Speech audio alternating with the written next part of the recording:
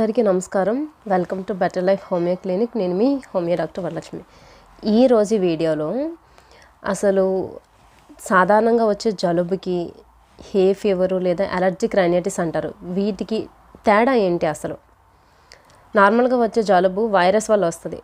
మనం ఏం చేసినా చెయ్యకపోయినా మనం సామెత చెప్పుకున్నట్టు వారం రోజులు తగ్గిపోతుంది.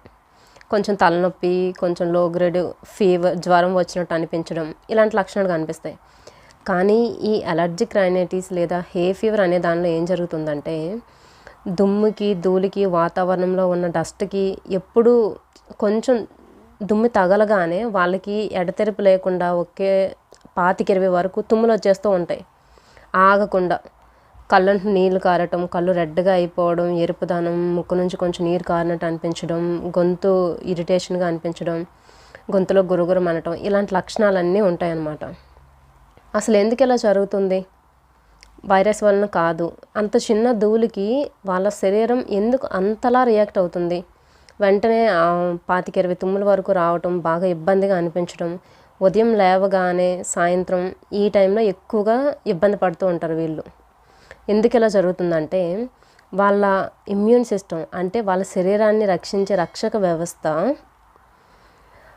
పొరపాటున బయట నుంచి వచ్చే దుమ్ము ధూళిని హాని కలిగించి, అంటే ఇవి మన శరీరానికి బాగా హాని కలిగిస్తాయని రిజిస్టర్ చేసేసుకొని దాని నుంచి పోరాడడానికి ఐజీఈ అనే యాంటీబాడీస్ని ప్రొడ్యూస్ చేస్తాయి అన్నమాట.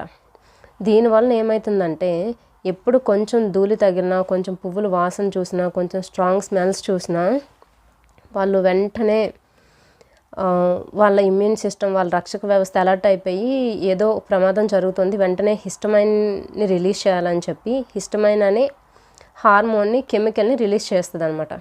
ఈ హిస్టమైన్ ప్రభావం వలన ఈ తుమ్ములు ఎక్కువగా రావటం, ఇరిటేషను, కళ్ళ నుంచి నీరు కారటం, ఇంతకుముందు చెప్పుకున్న లక్షణాలన్నీ వస్తాయి. ఇదంతా ఇమ్యూన్ సిస్టమ్ ఎక్కువగా రియాక్ట్ అవ్వడం వలన, ఓవర్ స్టిమ్యులేట్ అయిపోవడం వలన ఇలా జరుగుతుందన్నమాట. ఇదే సేమ్ ఇలానే ఫుడ్ అలర్జీ ఉన్న వాళ్ళకు కూడా జరుగుతుంది. ఎవరికైనా ఫుడ్ అలర్జీ ఉంటే వాళ్ళకి పడని పదార్థం తింటే వెంటనే చెప్పిన లక్షణాలతో పాటు చర్మంపై దద్దులు రావటం, మొహం వాచిపోవడం, ఇలాంటి లక్షణాలన్నీ కనిపిస్తాయి. అందుకే సాధారణంగా వీటికి యాంటీహిస్టమైన్స్ అని మెడిసిన్స్ వాడతారు.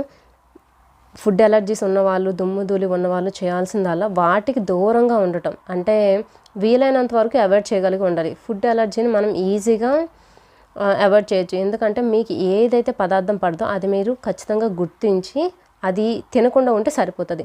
కానీ ఈ దుమ్ము ధూళికి ఎప్పుడు మనం ఎక్కడున్నా ఖచ్చితంగా ఎంతో కొంత ఎక్స్పోజ్ అవుతూ ఉంటాం. వీటికి హోమియోపతిలో అద్భుతమైన వైద్యం ఉంది. వీటికి సంబంధించి అలియం, సెపై, హెపాసల్ఫ్, ఇలా కొన్ని రకాల మెడిసిన్స్ ఉన్నాయి. కానీ వైద్యుల సలహాతో తీసుకోవడం మంచిది.